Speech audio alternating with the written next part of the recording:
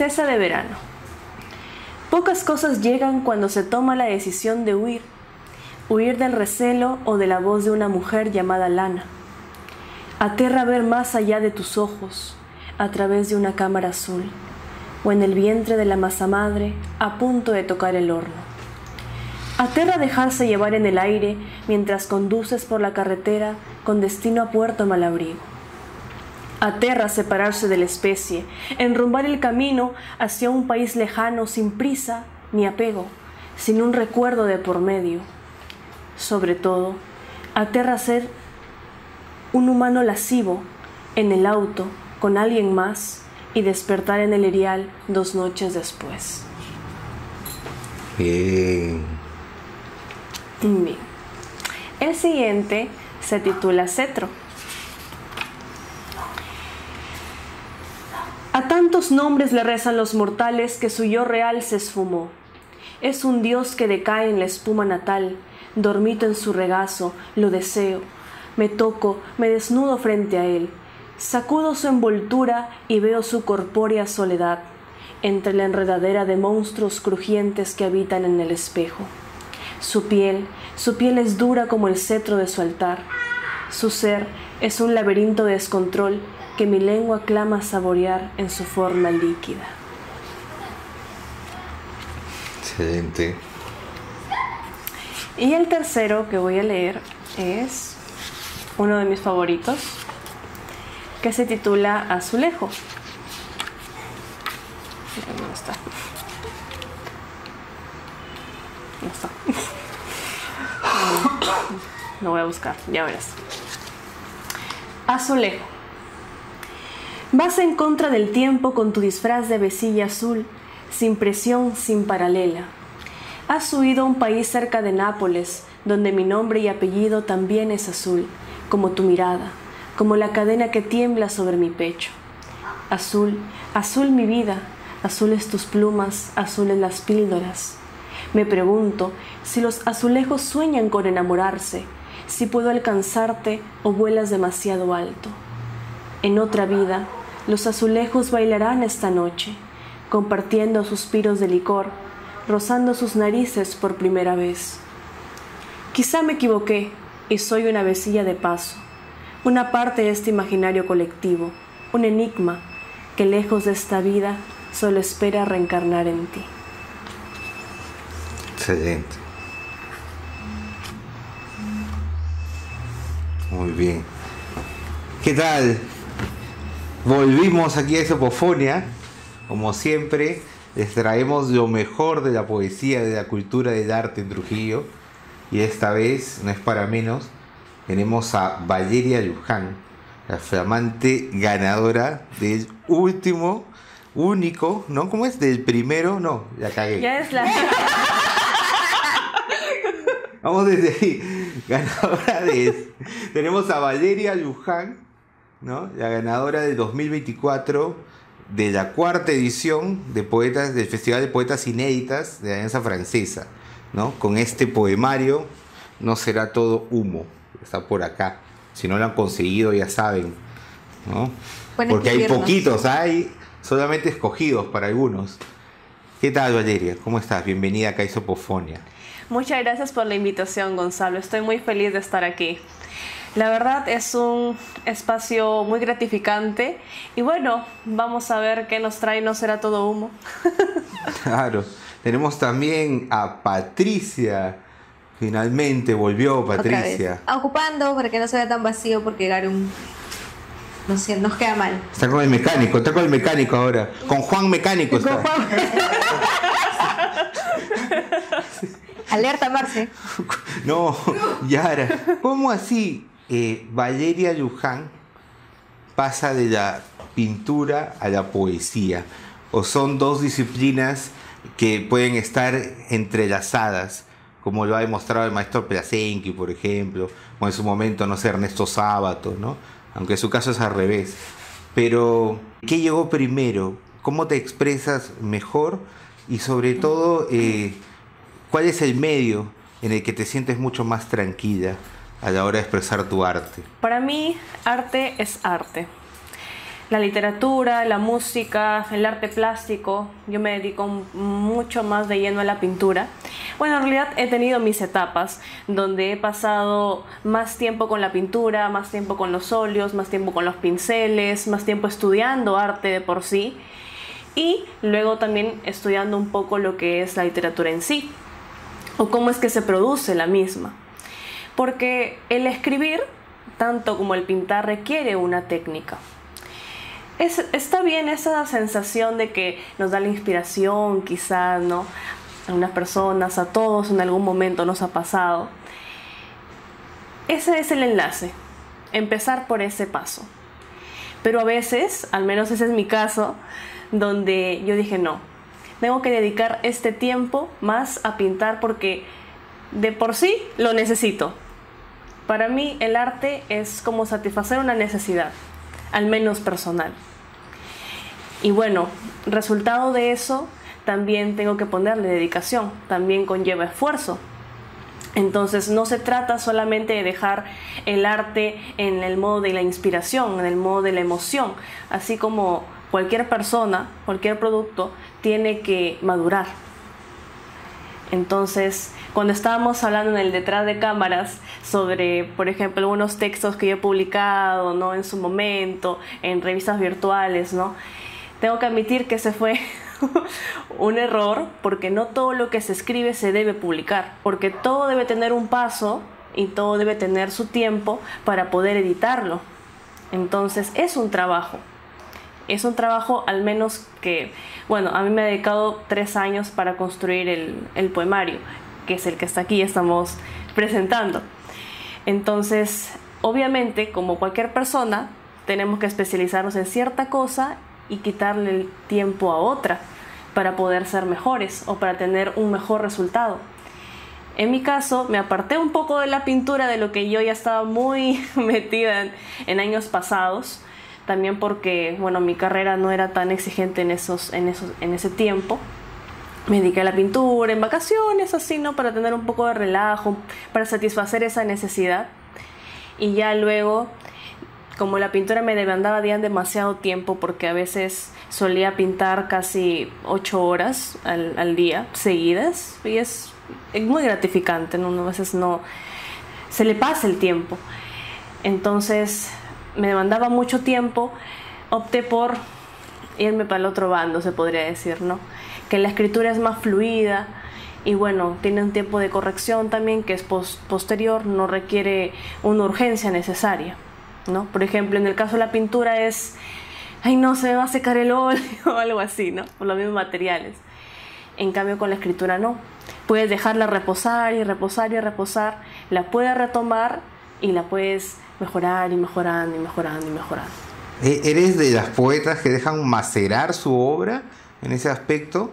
A lo Watanabe, a lo Woody, digamos, a lo Flaubert, ¿no? Que se demoró como 40 años escribiendo Madame Bovary, ¿no? O sea, en realidad, o eres, digamos, porque, por ejemplo, te referías a tu poesía que está publicada en estas web. Hay unos poemas Cicalipsis y otro poema era Eros, que después cambió el nombre a Cetro, ¿no? En tu poemario. Pero es bacán eso, ¿no? Porque es como la fotografía del momento.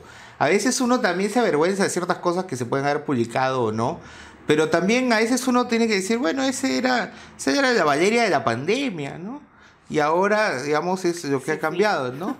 Entonces, sobre todo para los filólogos, es como que ver la evolución de un escrito es donde se produce mayor de riqueza, ¿no? Y puedes ver también la autocrítica del mismo autor, ¿no? Como por ejemplo, los cuentos de Raymond Carver, ¿no? Claro. Que básicamente los originales se supone que eran mucho más largos que lo que salió, y era Gordon Lish, su editor, el que dicen que pulió todo, y ahí vino toda una trifulca de quién era realmente el autor de esas obras, ¿no? Claramente. ¿Consideras en ese aspecto entonces que tu poesía ha madurado con respecto a la Valeria que publicaba, digamos, que comenzó en la pandemia y ello? Creo que como todo autor, ¿no? Tiene su nivel de madurez en ese aspecto, a la par que va evolucionando. Va mejorando porque uno va incrementando sus lecturas, va conociendo nuevos autores y sobre todo gana más experiencia. La poesía, el arte mismo, está muy ligado al tema de la vivencia humana. Entonces, yo personalmente atravesé ciertas situaciones, ¿no? Y también en otras conversaciones con amigos también escritores locales, compartimos también tanto la experiencia de escribir, como las experiencias coloquiales, experiencias, oye, me ha pasado esto, tanto, bueno, lamentablemente esas son más negativas, son más floríficas, y todo eso, de un modo u otro, hace de que la experiencia de escribir sea todavía más enriquecedora, como tú dices, la verdad. Entonces es necesario dejar a veces macerar la obra, y como vuelvo a la idea inicial, no todo lo que deriva de la emoción debe publicarse ahí nada más. ¿Qué pasa? A veces no se tiene la experiencia suficiente, a veces no se ha leído lo suficiente, entonces es mejor dejarlo, como tú dices, macerar un poco hasta luego tener una autocrítica un poco más sólida, ¿no? A raíz de los dos factores que te he mencionado. Cuando leía tus primeros poemas, no sé, quizás sea una percepción errada mía, no sé, pero notaba a María Emilia Cornejo en esa primera etapa. ¿Has leído la poesía, digamos, peruana, escrita por mujeres de los 70s, 80s? ¿O cuáles eran más o menos tus influencias a la hora de atacar el texto, ¿no? Tus influencias, digamos, literarias. La verdad he tenido varias. Tuve que leer a Ginsberg también como parte de ese desarrollo, y creo que es una gama que todos tenemos que leer en su momento y tenemos etapas para leerlo. Es verdad, hay fases. También tuve mi fase de María Emilia Cornejo. También tuve mi fase de Blanca Varela. ¿No tuviste tu fase de Pizarnik? Sí, ¿no? Sí, pero no me asocié del todo, se podría decir. Por eso estás acá, estás con vida todavía. Estoy con vida aún. Con vida aún. Lo que sí también Silvia Plath, ¿no? Me está subestimando. ¿No? pero más me he identificado con los autores hombres. No sé por qué, creo que es no mejor el estilo, perdón, me rectifico, sino más bien es un estilo con el que yo me asocio más. Por ejemplo, tengo un amigo también que me regaló un libro de Raymond Carver y me gustó muchísimo, y también su misma poesía. Entonces ahí es como que empiezo a no mejorar el estilo, sino también a ver un estilo diferente, y eso de un modo u otro influencia también a la misma obra. Ojo, que no digo de que sea copia, porque ha sucedido donde a veces se copian ciertos versos, ciertas frases, etc. Entonces ahí viene un dilema ya que es diferente, ¿no?, a esta conversación, que luego ya quizá luego lo toquemos en posteriores sesiones. Pero entonces, ¿cómo se maneja el arte? El arte, entonces, ¿qué es? Porque existe una vanguardia en el arte, podemos hablar de eso quizá. Podemos innovar en el mismo, tanto en la literatura como en el arte plástico. ¿Existe realmente algo nuevo, algo creado desde cero? Porque al fin y al cabo, todos escritores, pintores, escultores, todas las personas asociadas al medio artístico, siempre han tenido influencia de otros. Entonces, ahí viene nuevamente mi pregunta. ¿Podemos hablar de una innovación total en el arte? Bueno, al menos por ahora no lo creo, salvo que nazca un genio literario, ¿no? Entonces, sí, a la par de todas esas influencias, junto con las experiencias ganadas, es de que ahora tengo este producto, ¿no?, que estoy felizmente de mostrar al público. Bueno, Borges decía amor, muerte y vida, ¿no?, que eran los temas de la poesía, según él. ¿Qué es lo que más está de esos tres temas, y si es que está o no, en No será todo humo? ¿Qué es lo que más se respira? ¿Amor o desamor? ¿Vida? ¿Muerte? Bueno, si me pides resumir el poemario en una palabra, yo te voy a decir amor. Perdón, desamor. Todo lo contrario, ¿no? Entonces, la pregunta del público también puede ser, pero otra vez un libro de desamor aquí en Trujillo, de tantos libros que se han escrito de desamor o de amor, o etcétera, etcétera, un montón de vivencias. ¿Cuántos escritores no se han cansado de escribir sobre lo mismo? Sobre la tristeza del alma, la crisis existencial, que el alma te abandona, el corazón partido, etcétera de cosas. Pero yo creo que la cuestión no está en sí en el tema, sino en cómo lo dices o en qué parte de nuevo trae en esta nueva versión. Entonces, de ahí podemos sacar del mismo título, No será todo humo, de que a lo largo de todos los poemas es un recorrido sobre qué es lo que realmente permanece de ese desamor. Porque está bien, ¿no? ¿Quién no ha experimentado el desamor? ¿Quién no ha tenido, como se dice, un corazón roto? Pero en todo caso, ¿qué queda de eso? ¿O qué es lo que vale la pena después de eso? Después de ese vacío incluso. O simplemente se puede fumar, o simplemente es la necesidad de querer atraparlo y querer tenerlo de algún modo u otro presente. Entonces, a través de los textos hay un viaje sobre tratar de responder esa pregunta a través del paso del tiempo, a través de lo efímero que a veces pueden ser las experiencias, pero a la vez que quedan impregnadas en tu mente por más comunes que sean. A veces con tan solo una copa de vino con un amigo puede quedarte grabado para toda tu vida, porque no es en sí la escena, sino quizá la conversación. Y si nosotros quisiéramos saber entre este tipo de arte que maneja Valeria, ¿no? Ya sea el dibujo, ¿no? Ya sea la pintura, ya sea la literatura como tal, cuando Valeria tiene mucha carga laboral, tiene mucha carga personal, tiene mucha carga sentimental, siempre nosotros buscamos huir hacia alguna de estas artes en donde desfogamos muchas cosas, ¿no? ¿Con cuál tú te sentirías un poco más seguro, más identificada cuando tienes este tipo de cargas? Yo sinceramente en este tiempo ha sido netamente la escritura. La escritura ha sido, como tú dices, un medio de escape, un medio de refugio. A veces de todas las cargas cotidianas, ¿no? El trabajo, a veces la misma presión emocional, a veces el querer cumplir con las expectativas todos los días, estar rodeado de gente, ¿no? Entonces, esa búsqueda también de un tipo de soledad que sana, lo he encontrado netamente en la escritura. La pintura lo veo más como un método de relajación, quizá como un arte terapia, o un modo también de aprendizaje para poder mejorar mi técnica, ¿no? Pero no tanto como la escritura, no ha sido tan personal como la escritura misma. Entonces me ha pegado mucho más con ella y la verdad es de que primero está, como les dije, la fase de la emoción, de la inspiración, etcétera, y luego la labor que todo escritor debe tener, ¿no? Que es el sentarte frente a una computadora o frente a tu papel y empezar a editar. ¿Qué es lo que realmente sirve o no sirve? O estéticamente estoy hablando, ¿no? Estéticamente del texto mismo, para que pueda tener un producto final, un producto que agrade, un producto que digas, esto es bueno, esto es un buen material que yo sí puedo presentar y quiero compartirlo, ¿no?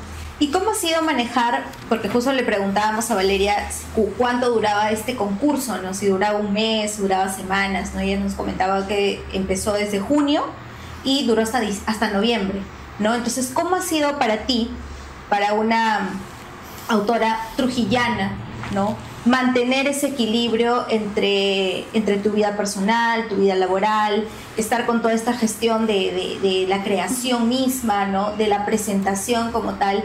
¿Cómo ha sido este manejo? Y si tú también nos podrías comentar cuál ha sido tu secreto para poder llegar, ¿no? y tratar de manejar todo esto de una manera súper excelente, porque vemos los resultados, totalmente el libro publicado y siendo tú la ganadora, ¿no? ¿Cómo es que has manejado todo este tiempo? Es un conjunto de textos que ha venido madurando desde hace 3 años, ¿no? Yo presenté en la primera edición de la Alianza Francesa del Festival de Poetas Inéditas un conjunto de poemas, luego empecé a escribir mucho más, que presenté en diferentes revistas, y luego ya después lo empecé a guardar, lo empecé a acumular. Entonces, a la par con mi carrera, porque estudiaba Derecho, justo he terminado la carrera felizmente, trataba de darme un tiempo, ¿no? Por así decirlo. Claro que también he procrastinado de maneras a veces fenomenales, pero Generalmente por las noches, cuando me sentía más relajada, ¿no? Voy a darle un poco de mi tiempo a esto porque es un proyecto que quiero sacar. Porque si no lo hubiera mandado al festival, quizá lo hubiera autogestionado por mi parte, porque era un proyecto personal que sí quería sacarlo, de todas maneras, el año pasado ya. Entonces dije, tengo que dar un tiempo para trabajar eso. Entonces empecé también a ver algunos amigos que también son escritores. Es bueno tener una crítica también. Felizmente ellos también me apoyaron en todo este transcurso. Estoy muy agradecida con ellos también. Y te ayudan, ¿no? Te ayudan, puedes mejorar esto, lee esto para que puedas verlo de esta manera, quizá, ¿no? Y te orientan por ese camino. Entonces, yo hago eso. Generalmente en las mañanas yo trabajaba, ¿no? Entonces, ya en el poquito tiempo, a veces sí, a veces no, lo editaba, ¿no? Ya cuando yo postulo ese trabajo a la Alianza Francesa, ¿no? Con Lucena González también, que ella también es la gestora del festival, y me dice, efectivamente, no ganaste, Valeria, no, felicidades. Ahora toca una de las partes más duras, que es de lo que ya tenemos que pulirlo con la editorial, que es la editorial chilena Plexo América. Lo editamos con Karina, con Rodrigo, y ellos están en Chile, ¿no? Entonces hacíamos Zoom y nos pasábamos horas de horas editando, viendo cada palabrita, y a veces cuando ellos no estaban, porque terminaba la reunión, yo llevaba el trabajo a mi trabajo, el trabajo literario a donde yo estaba trabajando, y me daba tiempo y como que me escapaba así, ¿no? También en mis clases, ¿no? Entonces sacrificaba un poco de tiempo para poder tener este resultado de lo que ya estaba avanzado. Entonces igualmente, ¿no? Cabe resaltar que la fase de edición siempre tiene que tener un fin. Algunos editores, algunos escritores dicen que no, que uno siempre debe estar perfeccionándose, pero así nunca se va a lograr el producto final. Siempre va a haber algo que mejorar, siempre va a haber una palabra que cambiar, siempre va a haber un punto, siempre va a haber una coma, siempre va a haber tantos detalles. Pero creo que ya es cuestión del autor decidir cuándo la obra ha terminado por fin. Ya tengo este producto, es hora de empezar con uno nuevo, porque si no, de lo contrario, eso te trunca. Entonces, es un camino, ser escritor es un camino. Yo respeto, por ejemplo, mucho a las personas que se dedican a este arte de escribir, porque es una gran chamba, es un gran trabajo. Y para qué, yo también lo experimenté y wow, es un loquerío, ¿no? Con los editores estuvimos a tiempo full, y también con algunas experiencias personales que surgieron, ¿no? Que me afectaron en su momento, que retrasaron también el tema de la publicación. Solo para comentar, uno de ellos fue que había fallecido mi perrito, mi perrito Maki. Bueno, era un perrito muy importante, ¿no? Uno cuando compra una mascota es muy delicado. Y bueno, también en parte la inspiración divina, que es que el incendio de mi departamento. Bueno, el incendio en el edificio en donde yo vivía. Literalmente hubo una humedad terrible. Nos tuvimos que mudar, entonces tuve que comunicarme con mis editores. Pero por algo pasan las cosas, como se dice, ¿no? Y vi una señal, traté de ver lo positivo, y gracias a todos los que colaboraron, al menos ya se tiene un producto en físico, ¿no? Como tú dices, con el equilibrio de los tiempos, a veces sacrificios, y se pudo lograr. He visto también bastante movida, porque es bueno que ahora, o sea, si bien es cierto, antes la poesía se estigmatizaba que era para gente ya adulta, ¿no? Adulta, gente mayor, eran los que más leían, todo eso. Lo que veo hoy en día y lo que me gusta bastante es que se está incentivando desde la lectura, ¿no? Con ya distintos, hablamos de lectura pues de cuentos, de fábulas, de incluso hasta de poesías para niños, ¿no? Entonces eso es algo que dentro de Trujillo también se ha abierto espacios, ¿no? Por ejemplo, en el Festilibro Incluso en las ferias del libro que podemos ver en Lima hay un espacio para ellos, ¿no? Para que puedan leer cuentos, se crean talleres para los niños, ¿no? Escrituras para niñitos, lectura para niñitos, ¿no? Entonces, ¿qué piensas tú al respecto que en Trujillo se estén poniendo estos puntos nuevos? Es sumamente perfecto, a mí me encanta. El hecho de incentivar el arte a más pequeñitos es para mí algo, un pasatiempo se podría decir. Justamente cuando me estabas planteando la pregunta recordé un momento, bueno, una anécdota que tuve, que en el trabajo justamente una secretaria me invitó a su fundación. Se llama la Fundación Luz Echevarría, que queda en Salaberry. Entonces yo fui personalmente, me invitó porque le interesó también mi trabajo y le dijo, ¿por qué no le muestras a los niños? Seguramente ellos te van a escuchar y le vas a incentivar mucho más. Y me explicó lo que hacían los niños. Me explicó, incluso había sacado una serie de libros donde los niños escribían sus propios cuentos. Y estamos hablando de niños de 6, 8 años, 10 por ahí más o menos. Entonces yo fui con un amigo también para ver cómo es ese ambiente, ¿no? Cómo los niños tienen esa motivación para poder escribir e incluso también dibujar. Hubiera traído el librito. Entonces, yo lo vi personalmente y a los niños les fascina. O sea, hay niños que tienen también mucho talento para oralizar los poemas, ¿no? Para declamarlos.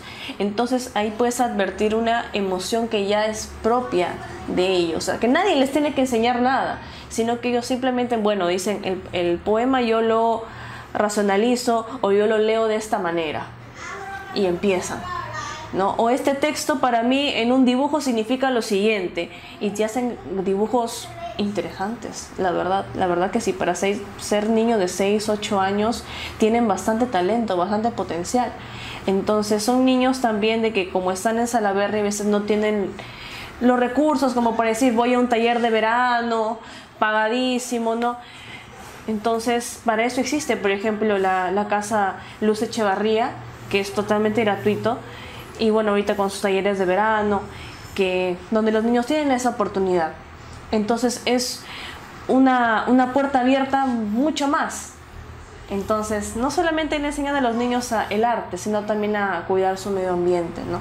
Entonces poquito a poquito es que los niños ya se implantan ese chip de la línea, pues, por ejemplo, de la poesía, de la línea del dibujo, de la línea del arte, y lo saben apreciar mucho más.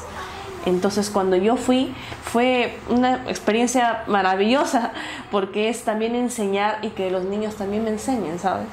Claro, eso es lo que se quiere, ¿no? Tanto hoy en día nosotros también como un colectivo cultural también tratamos de enfocarnos en los niños, porque sentimos que actualmente en cómo está el país es buenísimo que ellos sean la esperanza para el futuro, ¿no? Y qué mejor enseñarle absolutamente todo tipo de arte. Bueno, estabas hablando de Raymond Carver, estuviste hablando de realismo sucio, de Ginsberg, ¿no? La poesía beat. ¿Te gusta ese tipo de poesía, digamos, encaradora, con furia, claro, con entradora, callejera, no sé, cómo podríamos denominarla? ¿Qué otros poetas o qué otras novelas o qué otros libros, muy aparte de la poesía, también te interesan? Porque, digamos, toda parte de ejercer el derecho o la pintura, supongo que también eres una ávida lectora y no solo de poesía, ¿no? Carver, ¿te interesa la poesía, pero también sus cuentos? ¿Qué otros autores te gustan, no sé, norteamericanos, escritores? Un poco para conocer de esas influencias. ¿Qué libros te han marcado? Bueno, esa es una buena pregunta, la verdad. Aunque no lo creas, yo no me he metido de lleno tal cual a la poesía, ¿no? A ser una devoradora de libros de poesía. Yo al contrario, desde muy niña, yo me dedicaba mucho a leer narrativa. Y debería ser una buena narradora, ¿no? Pero no lo soy, lo tengo que reconocer, no soy una buena narradora, no puedo narrar cuentos, no tengo esa habilidad, ¿no? Por ejemplo, que tiene otras personas, ¿no? Para ser cuentistas. ¿No te gusta meter cuento a ti? La verdad no. Bueno, aparte de mi carrera también. No meto cuentos a nadie.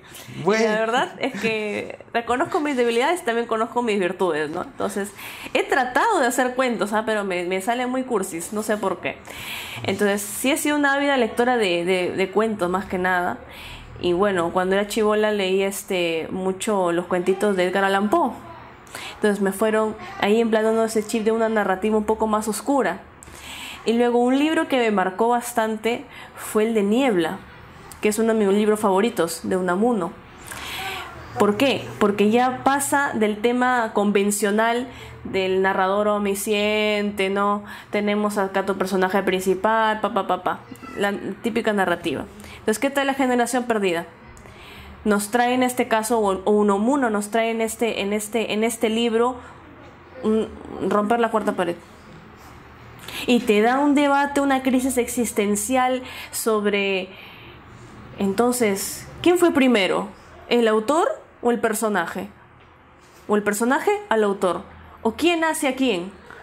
Entonces, ese dilema, ese existencialismo, me hizo recordar mucho también, bueno, yo soy bastante lectora de mitologías también, a la narrativa persa, ¿no? Con el karma, luego con el Vita Teatrum, ¿no? Que la vida es sueño, y luego tienes a Calderón de la Barca, y todo ese círculo, narrativa barroca después. Entonces, eso para mí fue lo que marcó mi inicio, ¿no? Pero es cuando yo empecé, tenía un estilo mucho más pomposo, ¿no? Con palabras más rimbombantes a veces, ¿no? Enredadas quizá. Bueno, tú has leído los textos de la web. Sí, eras más, digamos, más barroca, como más musical. Un amigo más inocente quizás. Un amigo una vez me dijo eso, tu poesía es muy barroca, muy... Sí. Y yo dije, rayos, pero no sé si lo hice en el buen sentido o en el mal sentido. Porque quizá, bueno, ahora después, bueno, la nueva vanguardia, ¿no? La poesía ha ido evolucionando de utilizar un lenguaje bastante complejo a un lenguaje bastante no común y no sencillo. No quiero pecar de decir que es simple o que es vulgar, para nada, sino un lenguaje que ve la belleza en las cosas convencionales. Puede haber belleza en un simple acto de, que lo dije, ¿no? Una conversación con un vino, una escena muy común, pero ya va el modo en que uno lo cuenta. Entonces, tú puedes ver incluso, y eso es lo que es parte del deber del autor, ver una belleza en situaciones que a veces no la hay, aparentemente, ¿no? Por ejemplo, en uno de los textos que yo tengo en ese libro, se trata, pues, en resumen, de una noche que tuve con un amigo en medio de la plaza del recreo a las 3 de la mañana. Entonces, algo bizarro, porque salían las cucarachas, salían los vagabundos, y bueno, tenías la constante paranoia de que te iban a robar o te iban a asaltar, pero aunque no lo creas, en ese momento eran solamente 2 personas hablando y que no le importaba el resto, ni ponerse a sí mismo en peligro, ¿eh? Entonces es una poesía vivencial. Es una poesía vivencial. ¿Consideras mucho más que la poesía tiene que vivirse, sentirse, antes que solo leerla? ¿O principalmente es vida lo que nutre tu poesía? Eso es un punto muy interesante y he tenido muchas discusiones con algunos amigos sobre ese tema. Como yo lo admití, yo no soy una lectora profunda de poesía. Tengo estantes de poesía y los he leído todos. Sería mentirte, la verdad. Y yo no estoy aquí para mentir. Como otros amigos que sí tienen efectivamente libreros de poesía y se han leído mucha poesía, pero aún así cuando le escriben no hay esa misma pasión o esa misma ligereza de pluma, como le digo yo. Hay talentos, hay talentos. Puedes tener talento para leerte muchos libros, pero ¿qué tal para escribir? Eso ya es otro tema. Claro que te puede ayudar, te puede ayudar en la técnica, te puede ayudar a enriquecerte más, a mejorar, a tener una autocrítica. Pero yo creo que la poesía no es solamente cuestiones técnicas, no se aprende tal cual. La poesía es más cuestiones de vivencias, Lo consecuencial es lo estético, que quita una palabra, que eso, que lo puede... Y eso se puede mejorar, pero la vivencia, ¿quién te la enseña? Tú mismo. Claro, ¿no? Tenía un amigo que decía, muchos escriben versos, ¿no? Pero ¿cuántos poetas hay de verdad, ¿no? Y tenía un amigo que me decía, él mismo decía, conozco muchos poetas que no han escrito una sola línea, ¿no? Ahora no sé a qué se refería, supongo porque eran bohemios, borrachos, no sé, una cuestión ahí decadentes, ¿no? En ese aspecto. Para cerrar eso, ¿tú no crees en esa poesía maldita o sí? En la poesía de Baudelaire, de Mallarmé, porque a veces mucho se queda también en la pose, ¿no? Del poeta maldito. Y otra cosa es que estos eran malditos a pesar de de todo lo que tenían, escribían, ¿no? Realmente como los dioses, pero realmente ¿consideras ello? Que para un poeta tiene en esa vivencia descender así a los paraísos artificiales y ellos. Claro, pero es que ellos también leían un montón. Y además estamos hablando también de Rimbaud, que era un genio. Entonces, a la par con unas vivencias decadentes, ¿no? Eso acentúa mucho más. Ahora, yo no estoy de acuerdo tampoco con este tema de las poses, ¿no? O sea, sí hay gente bastante posera acá en Trujillo, ¿no? Yo humildemente solamente escribo, soy una mujer que escribe y a eso no te puedo decir que me dedico al 100%, sino lo hago a la par con mi carrera y es una poesía consecuencial, vivencial básicamente. Y claro que hay dedicación, sí hay dedicación, porque sí me he sentado a tener un trabajo, una chamba de edición con mis editores también. Entonces, la poesía es básicamente la vivencia en sí misma y cómo tienes la habilidad para poder hacer que la otra persona o tus lectores puedan identificarse de cierto modo. Y esa habilidad también se tiene que pulir. ¿Y cómo la pules? También leyendo, viviendo. No te digo vivir demacradamente. No, te digo ya para escribir poesía, para ser poeta tienes que tomarte 3, 4 vinos al día, vivir en una caja o dormir encima de un periódico. Claro que no, hay poetas y poetas, ¿no? Y hasta te podría decir que aquí en Trujillo y en lo que viene del siglo XXI no hay poetas. Entonces, porque la poesía y definir qué es un poeta de verdad es una conversación bastante amplia y bastante complicada, ¿no? Entonces yo no soy poeta, por ejemplo, soy una mujer que escribe, que es diferente. Excelente. Si queremos nosotros saber más de ti, dónde te podemos encontrar, si queremos adquirir el poemario, ¿hay, no hay para mandar a hacer? Aquí viene mi parte favorita. Bueno, con la Alianza Francesa y también con la gestión de Lucena González en el Festival de Poetas Inéditas, tuvimos la oportunidad de imprimir este poemario de manera física, ¿no? Justamente. Ya se están agotando los ejemplares, así que tengo la ardua labor de llevar los ejemplares que me quedan a las librerías de Tabacaria y a la librería Chekhov. Ahí lo pueden conseguir, y si en todo caso no hubiesen, lo podrían conseguir en la Alianza Francesa también o directamente conmigo en mis páginas sociales de Instagram. Me pueden encontrar como valeria.lujan.c. Excelente, muy bien. Valeria, gracias Valeria por... gracias Valeria por esta conversación, y ya saben, ayer poesía, más poesía, sobre todo acá en Trujillo, ¿no? Es lo que necesitamos, más poesía, menos balas.